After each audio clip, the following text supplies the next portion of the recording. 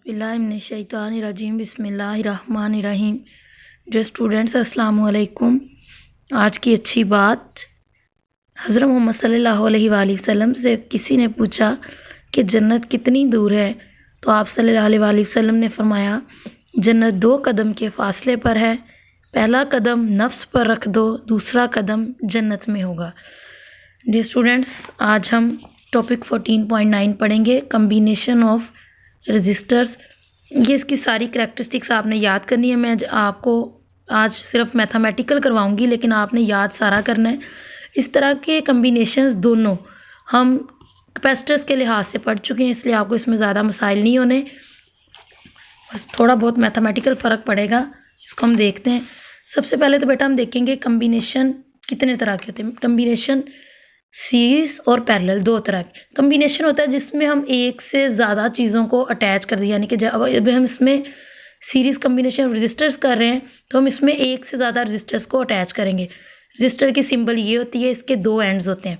पहले हम इसकी फॉर्मेशन देखेंगे। इसकी फॉर्मेशन में ये होता है बेटा कि हम एंड टू एंड अटैच करते हैं, यानी कि एक रजिस्टर के साथ अगर हम नेक्स्ट अब दूसरे का एंड इधर लगा दें और फिर फिर हम तीसरा इसके साथ इधर अटैच कर दें, तो ये एंड टू एंड एक दूसरे के साथ अटैच हो गए हैं।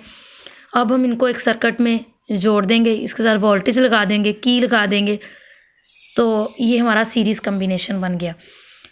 अब हम इसकी करैक्टरिस्टिक्स आगे देखेंगे कि इक्विवेलेंट रेजिस्टेंस कैसे निकलती है। सबसे पहले तो बेटा हम इसमें 3 चीज़ों को डिस्कस करेंगे, वोल्टेज, करंट और रेजिस्टेंस, तीनों रेजिस्टर्स की। इन तीनों को देखेंगे कि इन पे क्या फ़र्क पड़ता है। तो पहली बात तो ये बेटा कि वोल्टेज डिवाइड होनी है तीनों में, V1, V2, V3, ये तीनों मिल के बैटरी की टोटल वोल्टेज के इक्वल होंगे। ये हम पढ़ चुके हैं सीरीज़ कम्बिनेशन ऑफ कैपेसिटर्स में। तो V = V1 + V2 + V3। Resistance तीनों रेजिस्टर्स की अपनी अपनी होगी, R1, R2, R3। और तीसरी बात अब जो रह गई वो करंट की। बेटा दिखने में ये लगता है कि जैसे करंट भी डिवाइड होगा, लेकिन ऐसा नहीं होता, क्योंकि करंट डिपेंड करता है rate of flow of charge पे। तो इसका मतलब जब मतलब यानी कि इधर से करंट हो जाएगा नेक्स्ट, तो फिर जो अगला रजिस्टर है वो टाइम ज़्यादा लेगा उस करंट को पास आउट करवाने के लिए।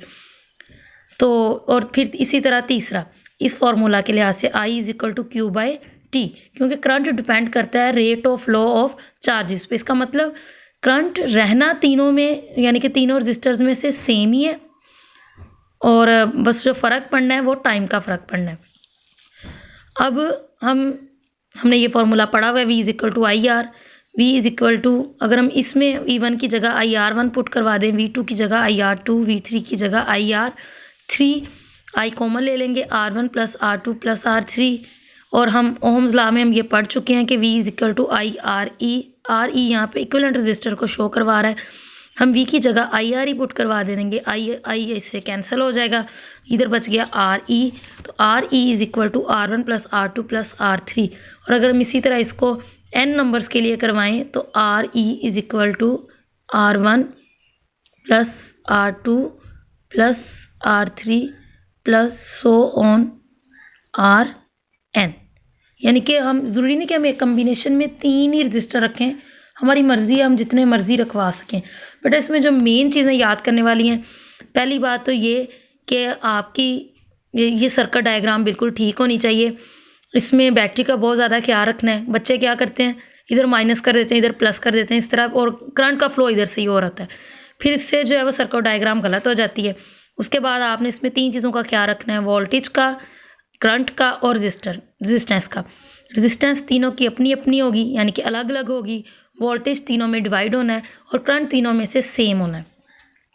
तो उसमें बस ये मैथमेटिकल इनपुट करवा देंगे, और हमने असल हमारा मकसद निकालना है इक्विवेलेंट रेजिस्टेंस, तो वो ये निकल आएगी।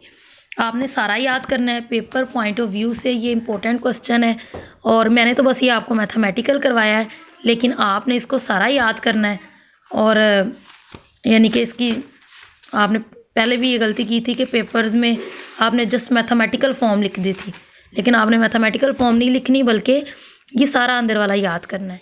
यहाँ से लिखेंगे, ये इसकी फॉर्मेशन है और ये आगे इसकी करैक्टरिस्टिक्स हैं।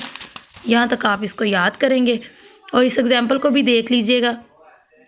वरना ये फिर अब हम ऑनलाइन में तो नहीं करेंगे, ये इसी टॉपिक से रिलेटेड है। इसको हम इंशाल्लाह जब हमारी फ़िज़िकल क्लासेस होंगी तो तब करेंगे। अपना ख्याल रखिएगा। Stay home, stay safe, safe Pakistan. अल्लाह हाफ़िज़।